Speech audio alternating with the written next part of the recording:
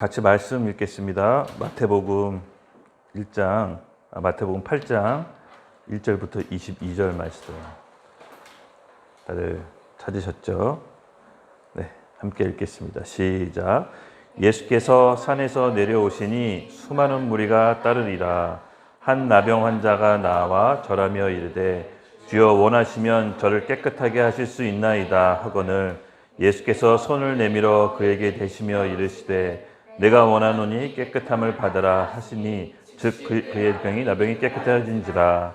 예수께서 이르시되 삼가 아무에게도 이르지 말고 다만 가서 제사장에게 내 몸을 보이고 모세가 명한 예물을 드려 그들에게 입증하라 하시리라. 예수께서 가버나움으로 들어가시니 한 백부장이 나와 간구하여 주여 내 하인이 중풍병으로 집에 누워 몹시 괴로워하나이다. 이르시되 내가 가서 고쳐주리라. 백부장이 대답하여 이르시되 주여 내 집을 들어오심을 나는 감당하지 못하겠사오니 다만 말씀으로만 하옵소서. 그러면 내 하인이 낫게 나옵나이다. 나도 남의 수하에 있는 사람이요 내 아래에도 군사가 있으니 이더러 가라 하면 가고 저더러 오라 하며 오고 내 정도로 이것을 하라 하면 하나이다. 예수께서 들으시고 놀랍게 여겨 따르는 자들에게 이르시되 내가 진실로 너에게 이르노니 이스라엘 중 아무에게도 이만한 믿음을 보지 못하였노라. 또 너에게 이르노니 동서로부터 많은 사람이 이르러 아브라함과 이삭과 야곱과 함께 천국에 앉으려니와 그 나라에 본 자본들은 바깥 어두운 데 쫓겨나 거기서 울며 이를 갈게 되리라. 예수께서 백부장에게 이르시되 가라 내 믿음대로 될지어다 하시니 그 즉시 하인이 나으리라. 예수께서 베드로의 집에 들어가사 그의 장모가 열병으로 앓아 누운 것을 보시고 그의 손을 만지시니 열병이 떠나가고 여인이 일어나서 예수께 수종들더라. 저물매 사람들이 귀신 들린 자를 많이 데리고 예수께 오거늘 예수께서 말씀으로 귀신들을 쫓아내시고 병든 자들을 다 고치시니 이는 선지자 이사야를 통하여 하신 말씀에 우리의 연약한 것을 친히 담당하시고 병을 짊어지셨도다 함을 이루려 하심이더라. 예수께서 무리가 자기를 에워싸는 것을 보시고 건너편으로 가기를 명하셨습니다. 한 서기관이 나와 예수께 이르되 예수님 여기 어디로 가신지 저는 따르리이다. 예수께서 이르시되 여우도 굴이 있고 공중에 새도 거처가 있으되 인자는 머리 둘 곳이 없다 하시더라. 제자 중에 또 한 사람이 이르되 주여 내가 먼저 가서 내 아버지를 장사하게 하옵소서. 예수께서 이르시되 죽은 자들이 그들이 죽은 장사를 장사하게 하고 넌 나를 따르라 하시니라. 아멘. 기도하겠습니다. 하나님 아버지, 오늘도 이렇게 수요일 저녁 우리 하나님의 예배 드리러 우리 하나님 앞에 정렬하였습니다. 우리가 청년들이 함께 마음을 모아 드리는 찬양과 이 믿음의 고백들을 받아주시고 또한 우리 하나님 앞에 드리는 우리의 마음의 중심을 보셔서 오늘 깊은 말씀에 대한 깨달음과 은혜를 허락하여 주시옵소서. 특별히 우리 가운데 있는 여러 묶임들 또 자유하지 못한 마음의 상신들 하나님께서 보여주시고 깨닫게 하셔서 영적 자유함을 누리게 하여 주시옵소서. 오늘 이 밤도 하나님께서 베푸시는 은혜를 기대하며 사모합니다. 감사하며 예수님의 이름으로 기도드렸습니다. 아멘. 네, 여러분 한 주 동안 잘 지내셨죠?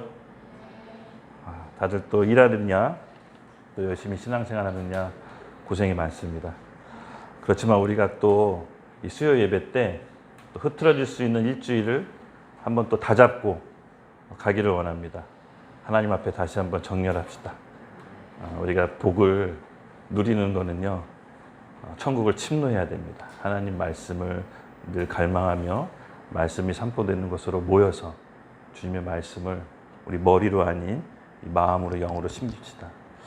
예배를 위해 준비하면서 기도하는데 로마서 8장인가 문득 이런 말씀을 떠오르게 하셨어요. 육의 생각은 사망이요 영의 생각은 생명과 평안이라. 우리 예배드리러 우리 청년들 사단이 생각으로 공격하는구나 이런 마음에 좀 감동이 들었어요. 그래서 방언으로 막 기도하는데 생각이 잡다한 생각이거나 마음이 좀 번잡할 때일수록 여러분 영으로 오는 생각으로 붙잡읍시다. 이 영으로 오는 생각은요, 다른 게 아니라 하나님의 말씀을 내 입으로 계속 고백하는 거예요. 다른 생각이 치고 들어오지 못하도록. 좀 마음이 어지럽고 번잡하고 좀 생각이 많을 때는 그냥 말씀을 입으로 고백하세요. 고백하다 보면은 하나님이 주신 영인지 또 육신에 오는 영인, 육신에 오는 생각인지 분별이 됩니다. 그렇게 해서 마음을 좀 생각을 지키면서 다잡으면서 우리 수요 예배를 시작하도록 하겠습니다. 네. 어떤 격투기 선수가 이런 얘기를 했어요. 링에 딱 올라가서 상대의 눈을 보면 오늘 이 싸움 질지 이길지 알 수가 있다고 합니다. 이미 싸움을 하기도 전에 서로에게 오가는 그 눈빛으로 이미 그 싸움의 향방이 가려진다고 합니다. 예배도 마찬가지입니다, 여러분.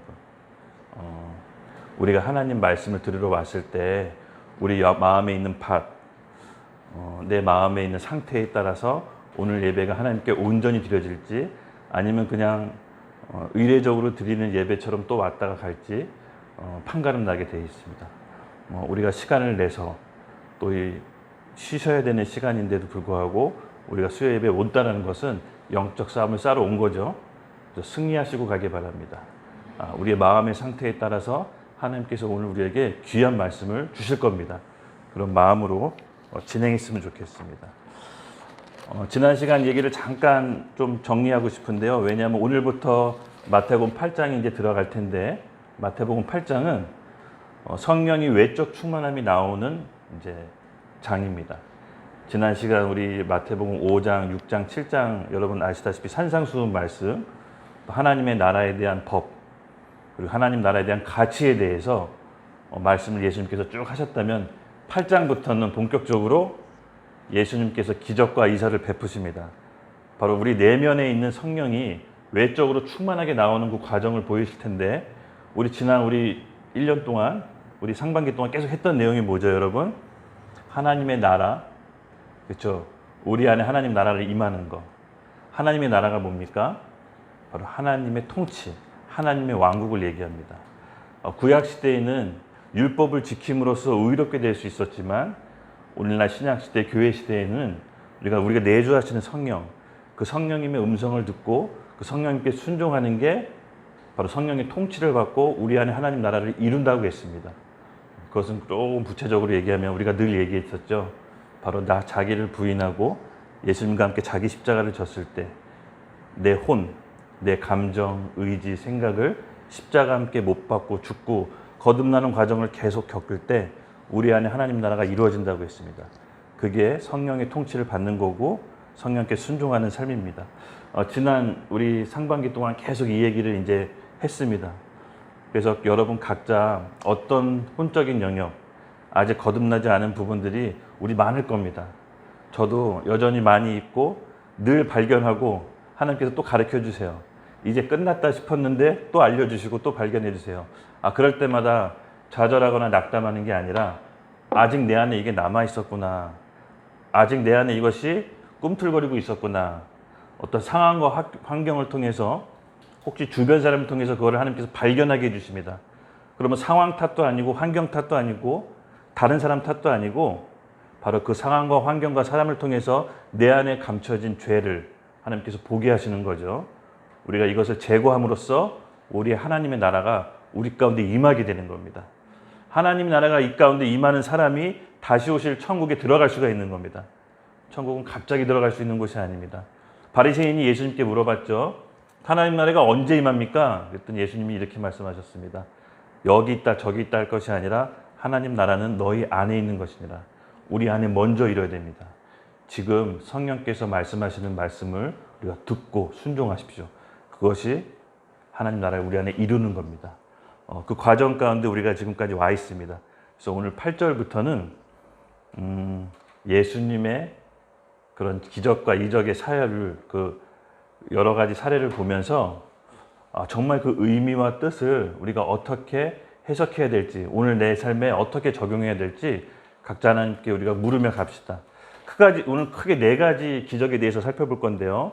첫 번째는 문둥병, 두 번째는 우리 백부장의 하인, 그리고 세 번째는 베드로의 장모, 그리고 네 번째는 귀신을 예수님이 쫓아내시는 장면입니다. 예수님이 산상수훈을 통해서 천국의 헌법을 말씀하시고 천국의 나라와 원리를 말씀하신 다음에 산에서 내려오자마자 이런 기적들을 이제 서서히 시작하신 겁니다.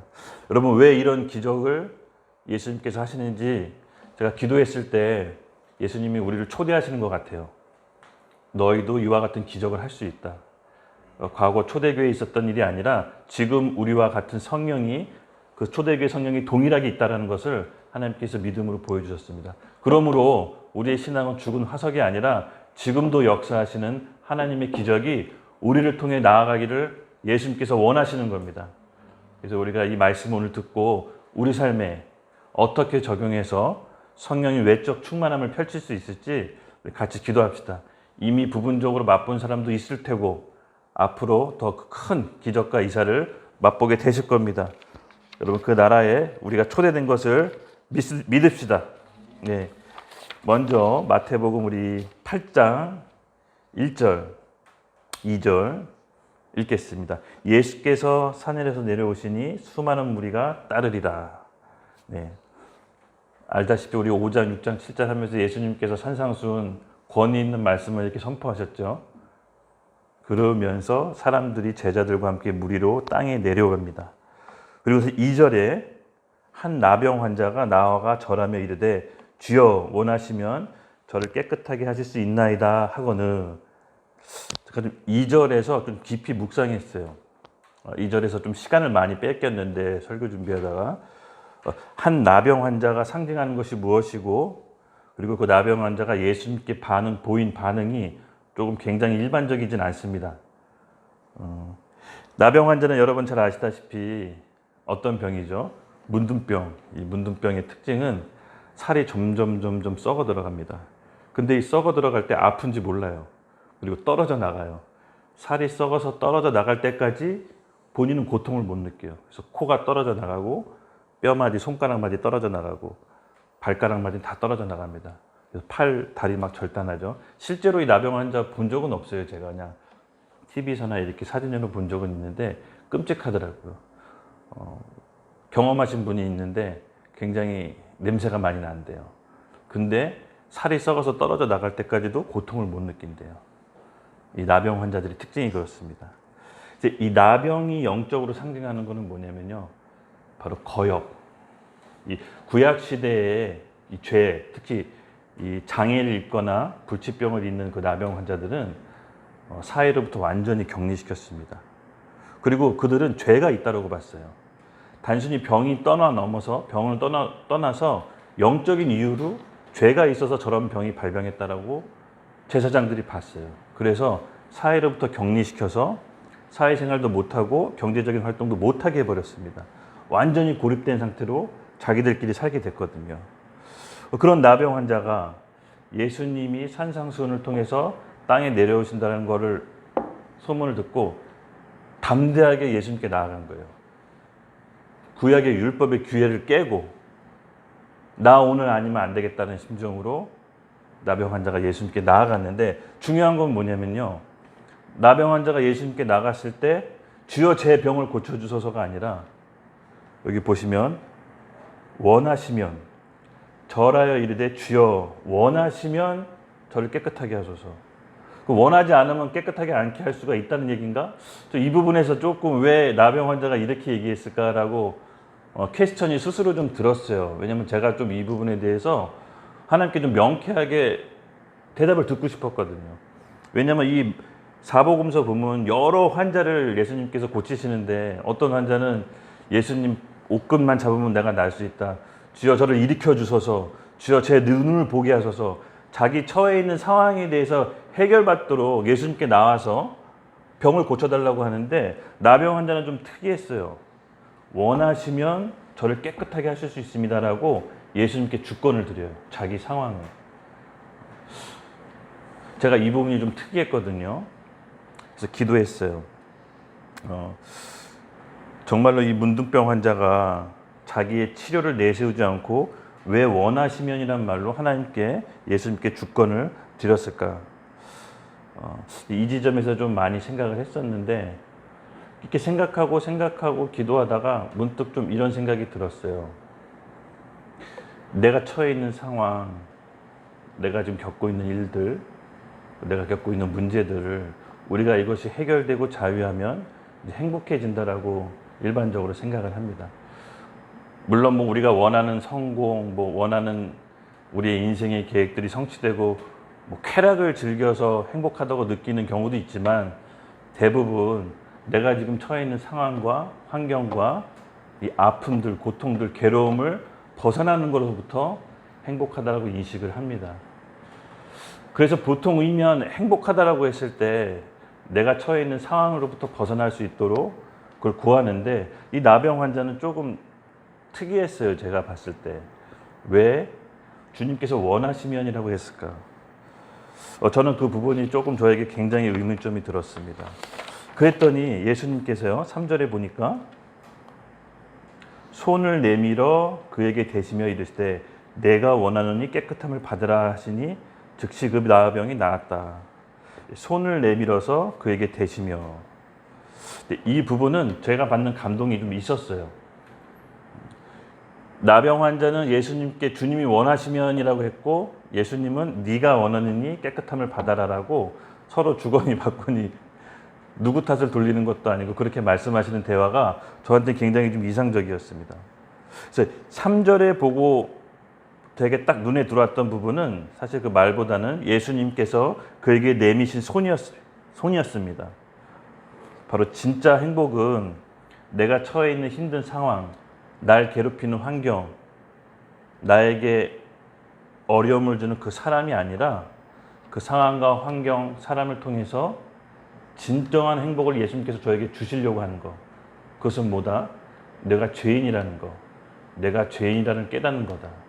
여러분 구약시대에 보면은 이 자기 죄를 동물에게 전가해서 안수하죠. 그리고 그 동물에게 전가하면서 그 동물을 죽임으로 내 죄가 사해집니다. 제가 예수님이 이 나병 환자의 원하는 저를 깨끗게 하소서 했을 때 예수님이 손을 댔을 때 제가 받은 감동은 나병 환자의 근본적인 행복은 나병 환자가 알았던 것 같아요. 자기 상황, 환경, 나병이 있기 전에 바로 자기 죄 문제가 있었다는 것을. 왜냐하면 구약시대의 질병은 죄라고 봤기 때문에. 그래서 예수님은 그에게 손을 대시고 그에 있는 죄를 전가해서 자기가 예수님께서 받으신 것 같아요. 왜냐하면 그렇게 유추해 볼 수 있는 게 17절에 보면 뭐라고 나와 있냐면은 이 선지자 이사야를 통하여 하신 말씀에 우리의 연약것을 친히 담당하시고 병을 짊어지셨도다 함을 이루려 하심이라. 17절에 보면요. 예수님께서 십자가에서 죄를 처리한 것을 묘사합니다. 죽으심을. 바로 나병 환자가 봤었던 그 환경과 상황 가운데 진짜 행복과 근본적인 문제는 자기 죄라는 인식이 있었던 것 같아요. 그래서 예수님께 나왔을 때 당장 내 병을 치료해달라고 얘기한 것이 아니라 주님께서 원하시면 저를 깨끗하게 하소서라고 얘기했던 게 아닐까라고 제가 받은 감동이었습니다. 예수님께서 나병 환자를 안수함으로 나병 환자의 죄를 예수님께 가져옴으로 본인이 십자가에서 돌아가셔서 그 죄를 처리해야 된다는 것을 알고 있었던 것 같아요. 수족관의 악한 물고기 이론이라고 있습니다. 수족관의 악한 물고기 이론. 한 수족관에 아름다운 물고기와 악한 물고기가 하나 있었습니다. 근데 그 악한 물고기는 그 아름다운 물고기 무리들을 한 마리씩 한 마리씩 잡아먹었습니다. 그 나머지 물고기를 굉장히 스트레스 받았겠죠. 이번 달은 누가 잡혀먹을까? 다음 달은 누가 잡혀먹을까? 그런 스트레스 상황 속에서 너무나 힘들게 살았습니다. 딱 주인이 바깥에 봤을 때 이 악한 물고기 너무 악해 보이는 거예요. 나머지 물고기는 선량하고 그냥 플랑크톤만 먹고 사는데 얘는 육식을 해서 그 선한 물고기들을 잡아먹는 것이었습니다. 그래서 주인이 판단했습니다. 이 악한 물고기를 끄집어내자, 제거하자. 그리고 나서 그 악한 물고기를 주인이 빼냈습니다. 여기서 한 가지 질문할게요. 수족관에 평화가 왔을까요? 아니요. 네네. 제가 원하는 정답을 얘기했습니다.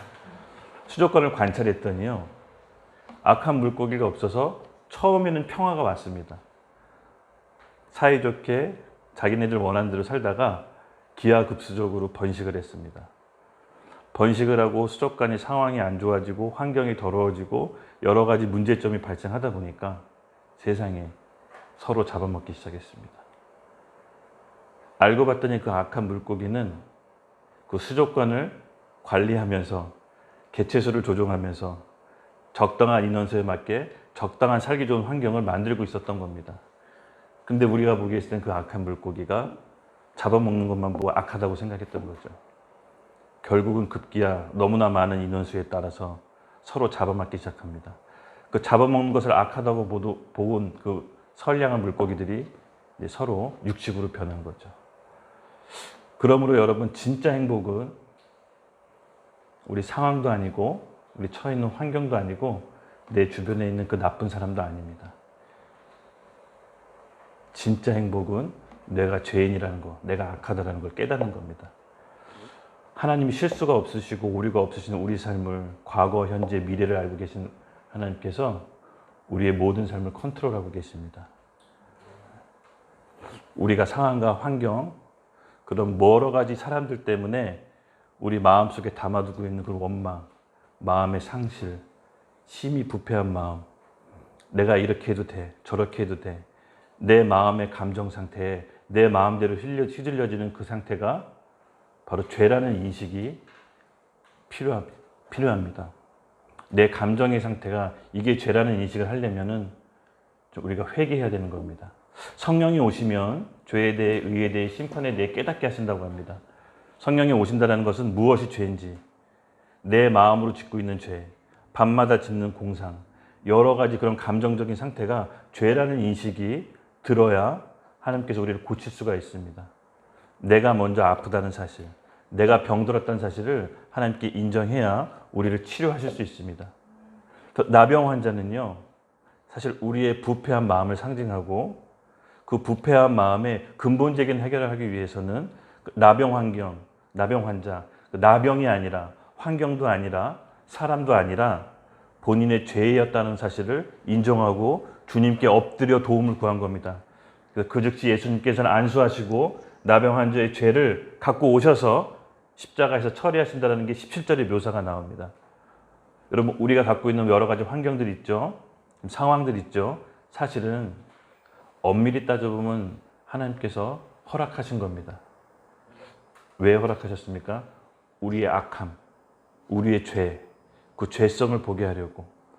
내가 이래도 돼. 내가 결정하고 싶은 마음, 내가 판단하고 싶은 마음, 내 감정에 나도 속아서 내가 마음대로 정죄하고 비난하고 내가 마음대로 심판하고 싶은 그 마음을 하나님께서 상황과 환경을 통해 보게 하셔서 그 죄인이라는 사실을 인정하고 나오는 사람한테, 예수 이름의 부름 앞에 나오는 사람한테, 예수 이름을 부르는 사람한테 복이 있다라고 얘기하시는 겁니다. 여러분, 오늘 저와 여러분이 함께 이 나병 환자가 되어서 우리의 진짜 근본적인 문제는 상황도 아니요, 환경도 아니요, 바로 내가 죄인이었다는 사실을 하나님 앞에서 자백하며 나아갑시다. 주님께서 치료해 주실 것입니다. 직접 안수함으로 깨끗게 하실 것입니다. 상황과 환경은 그 뒤에 따라오는 결과입니다. 저는 그런 경험을 많이 했습니다. 지금도 깨닫고 있고 앞으로도 깨닫게 하십니다. 그러므로 여러분, 우리 안에 있는 감춰져 있는 교만과 악이 드러난다면 기뻐하십시오. 하나님께서 나에게 정말 이긴 자가 돼서 예수님이 이 땅에 다시 오실 때 그 천국에 날 들어가게 하시려고 지금 날 보게 하시는구나. 아직 난 변해야 되겠구나. 변화할 사실이 있다는 것에서 감사하십시오. 그 사람이 잘못된 게 아닙니다. 지금 나한테 주어진 환경이 잘못된 게 아닙니다. 그 상황을 통해서 우리 악을 보게 된 것이 하나님께 기쁨으로 감사해야 됩니다. 그렇지 않습니까? 바로 우리가 원하는 것은 정말로 우리한테 행복을 가져다 줄지 우리는 알 수 없습니다. 겸손히 나아가 주님 앞에 나병 환자처럼 엎드려 주님께 구합시다. 그럼 하나님께서 반드시 그렇게 해주실 것입니다. 4절에 이렇게 나 있습니다. 이 나병 환자가 깨끗이 되고 놀랐겠죠. 그래서 제사장한테 가가지고 예물을 드리고 몸을 보이라고 합니다. 그리고 공식적으로 확증을 받으라는 거예요. 몸이 나았다는 것은. 나병이 나았다는 건 뭐냐면요, 되게 이때 당시에 좀 신기한 게 그 죄랑 연관지었어요. 그래서 죄가 없다라는 걸 공식적으로 확인 받으라는 거예요. 정상적으로 사회생활 하라는 거예요. 예수님이. 너 지금 몸이 나았으니 제사장한테 가서 예물 정식적으로 드리고 확증 받아라. 그럼 네가 정상적으로 사회생활 할 수 있을 거다. 오늘날로 얘기 풀이하자면 그런 얘기인 거죠. 마찬가지입니다. 우리가 결과적으로 우리 삶이 하나 둘씩 회복될 겁니다. 근데 먼저 근본이 해결돼야 된다는 겁니다. 5절입니다. 백부장이 하인. 예. 예수께서 가버나움에 들어가시니 한 백부장이 나와 간구하며, 예수님이 주로 기적을 많이 활동하셨던 곳이 이제 가버나움이죠. 근데 이때 여러분 잘 아시다시피 백부장 주여 하고 나왔습니다. 이 백부장은 군대 장교인데요. 로마 시대 군대 장교가 보통 한 100명 군사를 거느린 장교를 이제 백부장이라고 합니다. 근데 이 백부장이라는 사람이 이방인이죠. 유대인이 아닙니다. 유대인이 아님에도 불구하고 예수님을 믿으셨어요. 그러니까 그냥 믿은 게 아니라 온 이스라엘 사람들보다 누구보다도 믿음이 더 좋았어요. 예수님 제자한테도 볼 수 없었던 믿음이 백부장한테 나왔어요. 어딜 통해 볼 수 있냐면요. 백부장이 8절입니다. 백부장이 대답하여 이르시되 주여 내 집에 들어오시면 나는 감당하지 못하겠사오니 다만 말씀으로만 마옵소서. 그러면 내 하인이 낫겠나이다. 예수님께서 직접 고쳐주러 가겠다고 했는데 주님 그럴 필요 없습니다. 말씀만 하시면 내 하인이 낫겠나이다라고 이스라엘 민족으로 볼 수 없는 믿음을 이 백부장이 보이십니다. 근데 예수님이 극찬을 하세요. 이와 같은 믿음 가진 자 본 적 없다. 그러니까 옆에 여러분 잘 생각해 보세요. 우리 이때 당시의 상황으로 좀 들어가 봅시다. 예수님이 있고 예수님 친애하는 그 총애하는 제자들이 있죠. 그 제자들이 있고 백부장이 있었는데 백부장이 예수님 옆에 따라다니는 집 버리고 자기 가진 재산 버리고 모든 걸 다 버리고 다른 그 제자들이 옆에 있는데 예수님께서 자기 제자들보다 더 지금 믿음이 좋다고 한 거예요. 극찬을 하신 거죠. 말씀으로 의롭게 얻는 이방인의 구원을 백부장이 예표한 겁니다. 여러분이 백부장이 알다시피 주여라고 했을 때 이미 예수님의 권위를 인정한 겁니다. 본인이 주여라고 한 것은 큐리오스라고 하죠. 헬라어로 주인이 자기가 예수님의 종이 되겠다. 그의 권세에 인정하겠다라고 한 겁니다. 그 즉시 정말 그 말씀대로 그 믿음대로 어떻게 됐죠? 하인이 병이 나아버립니다. 예수님이 가지도 않았는데 예수님께서 이 백부장의 믿음을 보시고 말씀만 해도 병이 낫게 하십니다.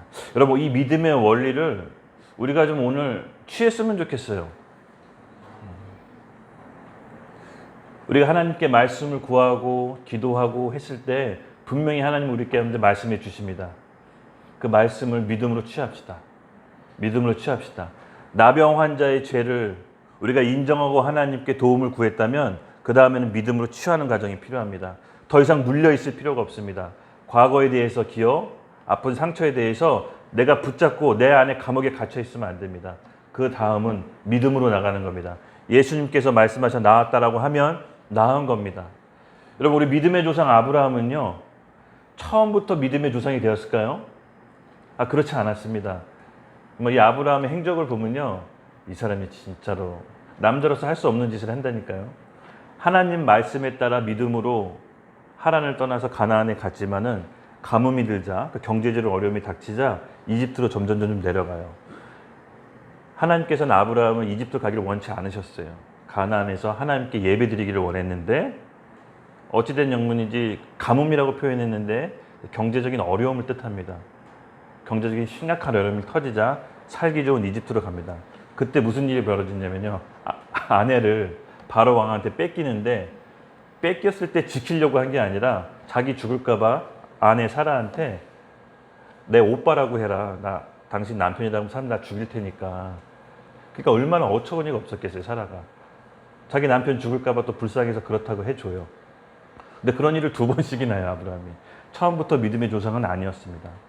근데 아브라함이 결과적으로 하나님께 의롭다함을 얻었던 이유는 그의 믿음을 보시고인데 여러분 가나안에서 하란에서 가나안으로 갔을 때 그 믿음에 감동을 하셨어요. 사실은 연약함은 있었지만 어떤 믿음이었냐면요. 요새 말로 따지면 내 지금 있는 삶의 터전을 제쳐두고 버려두고 새로운 터전으로 이사 간 겁니다. 지금 있는 땅값과 이사 갈 땅값을 계산하지 않았던 거예요. 내가 갖고 있는 재산과 이사 갔을 때 벌어진 리스크를 계산하지 않았던 거예요. 하나님 앞에 계산하지 않는 믿음이 있었던 거예요. 그 믿음을 하나님께서 귀하게 보세요. 비록 실수도 많고 연약함도 많고 그때그때 임기응변으로 거짓말도 많이 했지만 그 처음에 믿음을 보신 거예요. 계산하지 않는 마음. 하나님 앞에서 내가 가진 것과 내가 떠났을 때 받게 되는 리스크를 계산하지 않았던 거예요.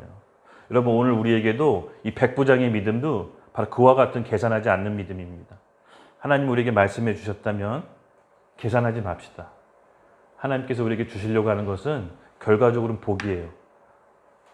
이사 가게 되는, 바뀌게 되는 환경과 상황이 아니라 바로 우리의 믿음을 보시고 하나님께서 아브라함에게 복을 허락하십니다. 돈을 쫓는 인생이 아니라, 상황을 보고 요리조리 판단하는 인생이 아니라 하나님께 복을 받는 인생이에요. 복을 받는 인생으로 가야지 복을 쫓으면 안 됩니다. 바로 계산하지 않는 믿음을 보시고 하나님께서 아브라함에게 복을 주세요. 당대 거부가 됩니다. 결과적으로는. 그렇죠? 그 과정은 순탄치 않았지만 하나님 앞에서 계산하지 않는 백부장의 믿음을 보시고 그 하인은 낳게 됩니다. 여러분, 백부장이 얼마나 하인을 사랑했으면 백부장이라고 해서 자기 문제 없었겠어요? 자기 문제 있었을 거 아니에요. 그렇죠? 그럼에도 불구하고 하인을 사랑했나 봐요. 하인을 고쳐달라고 얘기하세요. 여러분이 백부장의 믿음을 기억합시다. 계산하지 않는 믿음. 하나님께서 이 믿음을 보시고 우리의 복의 통로로 쓰실 겁니다. 비록 상황이 지금 어렵고 힘들지만 믿음으로 돌파해서 끌어당겨야 될 때가 있습니다. 저는 지금이 그때라고 믿습니다. 그리고 바로 세 번째인데요.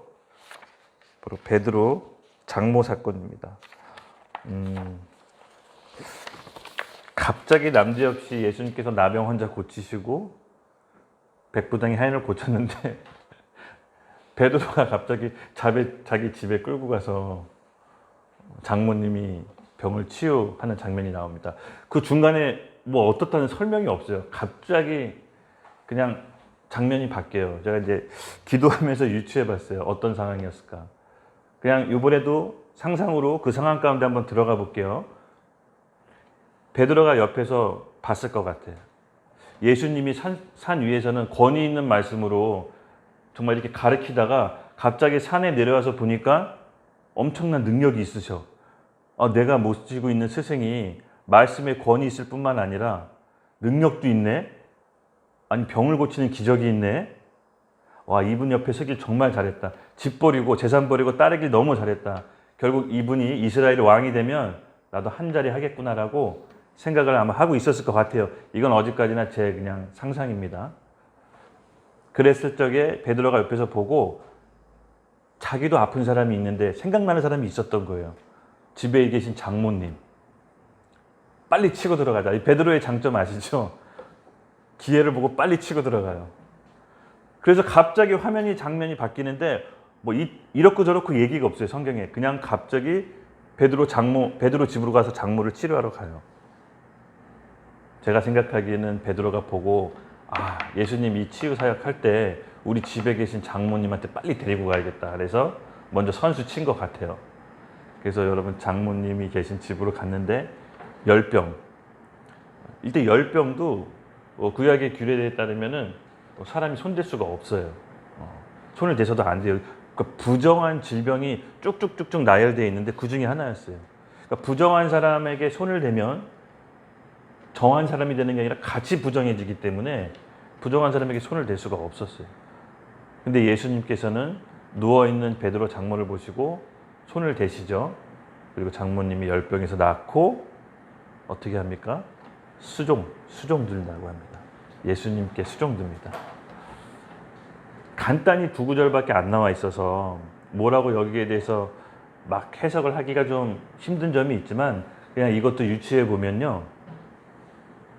베드로에 있던 용기가 있었어요.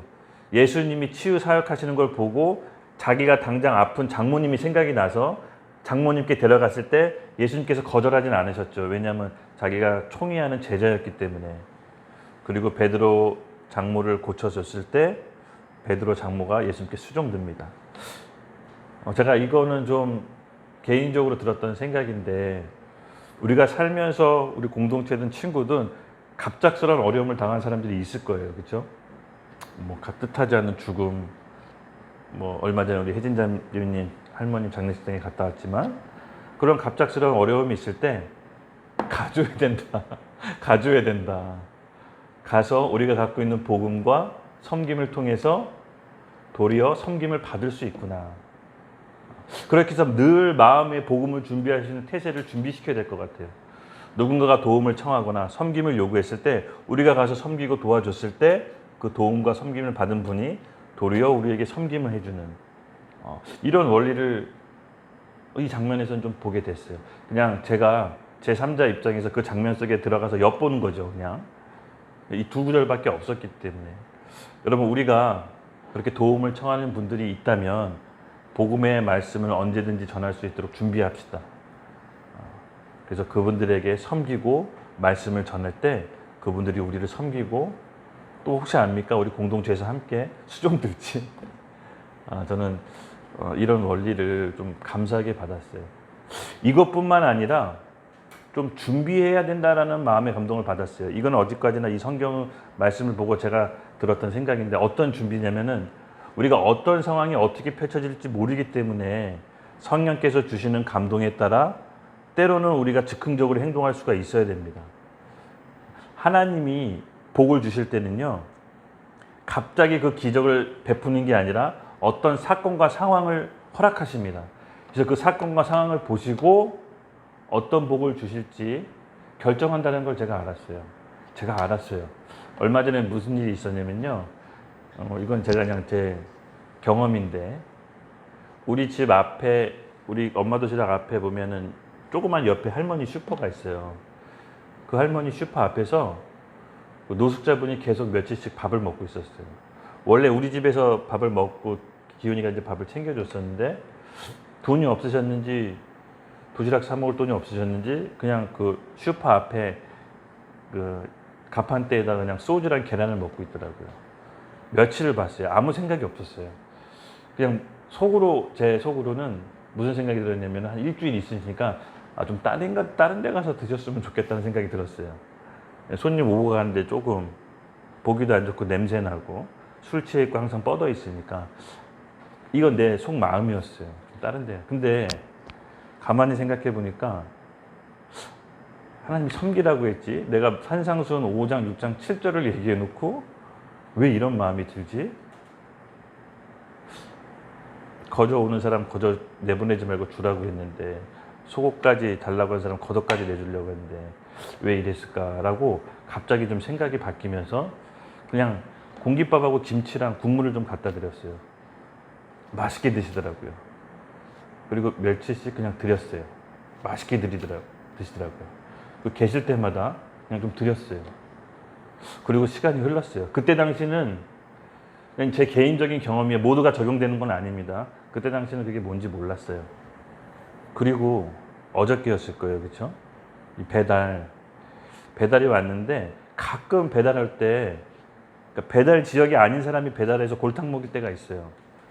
그러니까 배달 구역 안에 있을 때만 이 엄마 도시락 앱이 뜨는데 광고가 뜨는데 다른 사람이 지인이 대신 주문해주고 광고 지역에서 주문해주고 받는 사람은 딴 데서 받는 약간 그런 경우가 몇 번 있었어요. 근데 그 바쁜데 어쨌든 갔는데 이 사람이 거기가 배달 구역이 아니었던 거예요. 그리고 알 수 없는 주소에도 없는 지역을 전화로 계속 찾아오라는 거예요. 짜증이 났어요. 아저씨 지금 배달을 먹고 사는 사람인데 이런 식으로 하면 어떡합니까? 그래서 전화로 제 설명을 드려야 됩니다. 아니 처음부터 그러면 주소가 없다고 얘기하셔야죠. 그랬더니 죄송합니다. 그렇게밖에 할 수 없는 상황입니다. 그러더라고요. 그래서 보니까 다음 코스가 여의도였기 때문에 여의도가 한 7분인가 남았어요. 그래서 죄송합니다. 취소하시고 저는 다음 구역에 가야 되기 때문에 일단 먼저 가겠습니다. 취소하세요라고 하고 취소하고 갔어요. 보통 그런 경우 취소하고 기분 나빠서 주문을 안 하는데 기훈이한테 다시 전화가 왔어요. 그 사람이 죄송한데 밥 시켜 먹을 데가 없다고 다시 주문하겠다고 갖다 줄 수 있냐고.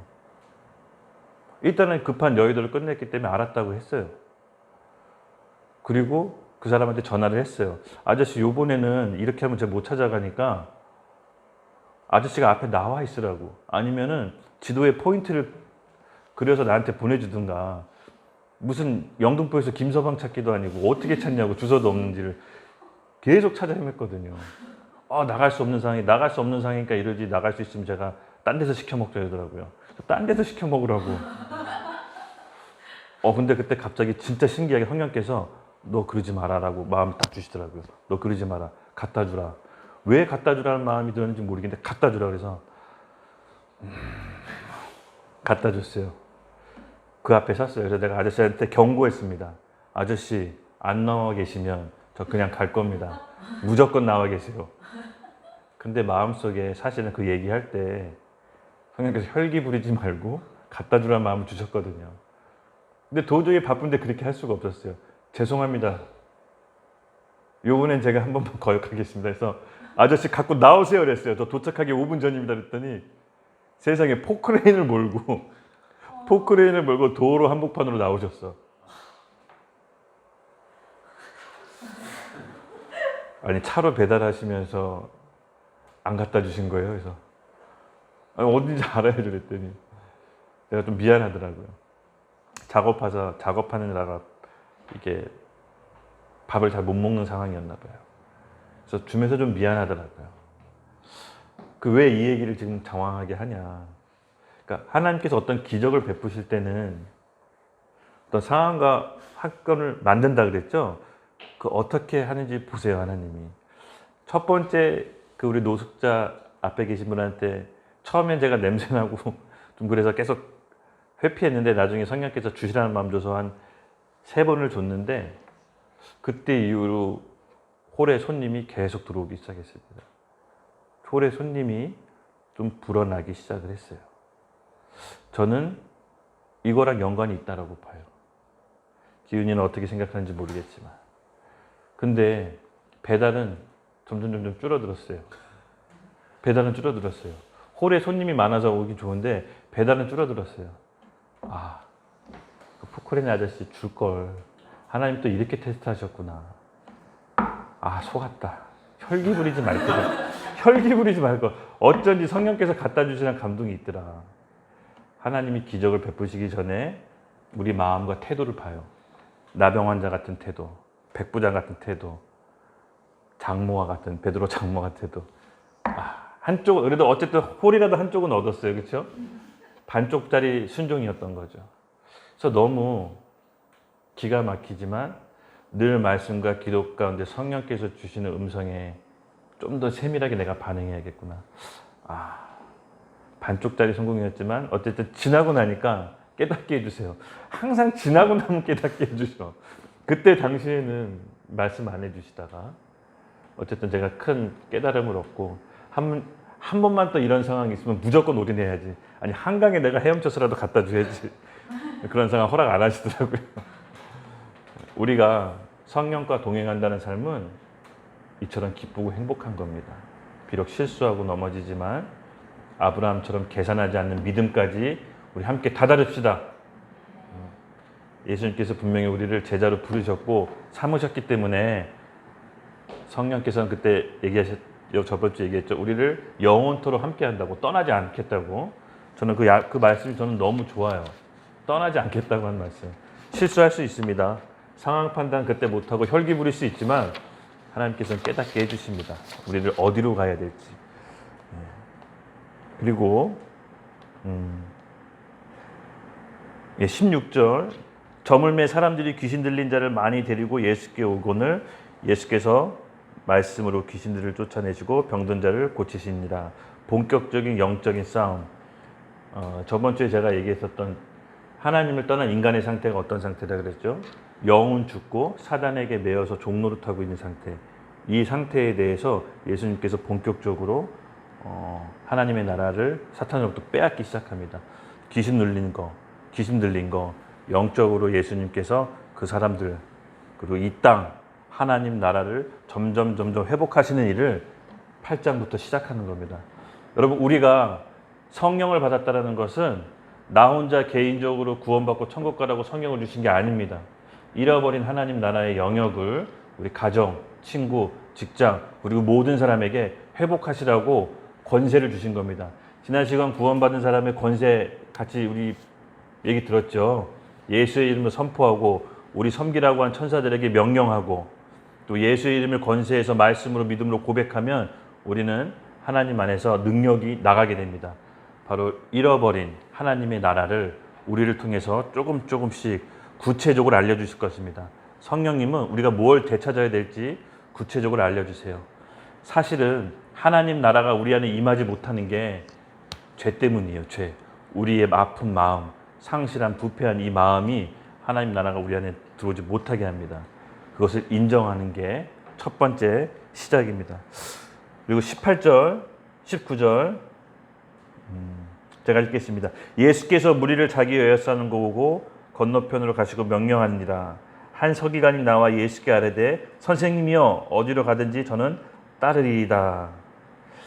예수님의 그런 기적들을 보시고 제자들을 옆에 보니까 갑자기 한 서기관이 나도 예수님과 함께 가겠다라고 나섭니다. 그때 예수님께서 뭐라고 말씀하시는지 다혜 자매님이 20절, 21절, 20절 읽어주십시오.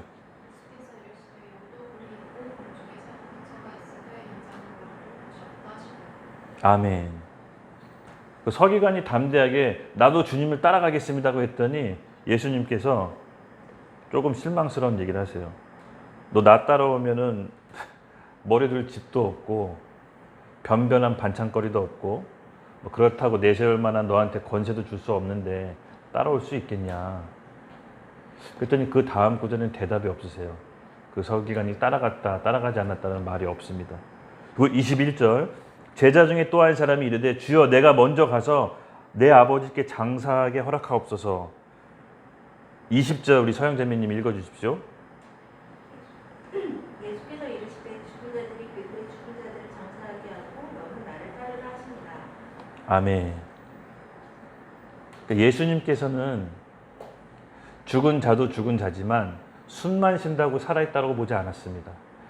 예수님을 받아들이지 않은 사람도 영적으로 죽고 혼적으로 죽은 걸로 봤기 때문에 죽은 사람은 죽은 사람에게 맡기고 너는 나를 따르라고 했을 때 그 다음 구절에는 어떤 말도 대답이 없습니다. 이 서기관과 제자한테 예수님께서 따라오라고 했지만 따라갔다는 말은 없고 바로 예수님과 제자들이 바다에서 배를 타는 장면으로 갑자기 바뀝니다. 여기서 제가 이제 유추해 볼 수 있는 거는 아마 그들은 못 따라갔을 것 같아요. 자기 부인과 자기 십자가의 길을 사실은 예수님이 20절부터 22절을 얘기하신 거예요. 우리가 예수님을 따라가고 제자가 된다는 것은 우리가 원하는 결과가 아닐 수도 있습니다. 세상적으로 받았던 성공이 아닐 수도 있습니다. 그러나 진짜 예수님께서 우리에게 진짜 행복을 주시기를 원합니다. 그 진짜 행복은 나변 왕자 같은 믿음, 백부장과 같은 믿음, 하나님 앞에 내 죄를 고백하고 이 죄는 우리 잘못한 거 하나하나 건 바이 건에 대한 자백이 아니라 존재적 죄인이라는 걸 고백하는 겁니다. 내 마음이 부패하고 내 생각은 항상 악하다는 것을 하나님 앞에 고백하고 내 감정과 내 생각과 내 의지로 살았던 것을 돌이켜 회개하는 그 마음의 자세가 바로 예수님께서 보시기에는 복이 있는 사람으로 보시는 겁니다. 그래서 우리가 같이 기도할 텐데요. 두 가지 포인트 같이 함께 기도하겠습니다. 오늘 마태복음 8장을 통해서 성령의 외적 충만함 상태가 무엇인지를 예수님께서 계속해서 보여주셨습니다. 그 첫 번째, 하나님 나라가 우리 안에 임하는 것인데 그 하나님 나라가 임하기 위해서는 우리가 죄인이라는 것을 깨닫고 고백해야 됩니다. 여러분, 내가 잘못한 게 없는데요. 내가 죄 지은 게 없는데요. 남한테 해코지 하는 게 없는 게요. 아닙니다. 하나님과 같은 생각을 하지 않은 것, 내 감정에 내 마음과 몸을 빼앗긴 것, 내 생각에 내가 마음대로 결정하고 싶고 내가 마음대로 선악과를 판단한 그 감정의 상태가 죄라는 것을 인식하는 겁니다. 그 죄가 하나님의 나라가 우리 안에 임하지 못하게 하는 이유가 바로 첫 번째, 우리 안에 있는 죄가 가로막혀서입니다. 여러분, 우리 같이 기도했을 때 우리 나병 환자처럼 겸손히 주님 앞에 엎드려 나아갑시다. 주님이 원하시거늘 저를 깨끗하게 하소서. 주님이 원하시거든 저희를 깨끗하게 하소서. 주님, 주님을 주권을 맡겨드립니다. 제가 결정하는 것이 아니라 주님께 제 상황과 환경과 제 모든 것들을 주님께 맡겨드립니다. 주님 원하시면 저를 깨끗하게 하소서. 아버지 하나님, 저의 모든 문제가, 저의 불행이 제가 처해 있는 상황과 환경이 아니라 제 안에 있는 죄인임을 깨닫게 하여 주시옵소서. 제 안에 있는 죄를 보게 하여 주시옵소서. 성령 하나님 우리 가운데 오셔서 제 안에 있는 죄를 보게 하시고 하나님께 나병 환자같이 엎드려서 겸손함으로 나아갈 때 성령의 충만함을 부어주시고 회복케 하시고 깨끗게 하실 것을 믿음으로 선포하며 나갑시다. 우리 주여 같이 크게 한번 외치고 주님 앞에 나아가기를 원합니다. 주여.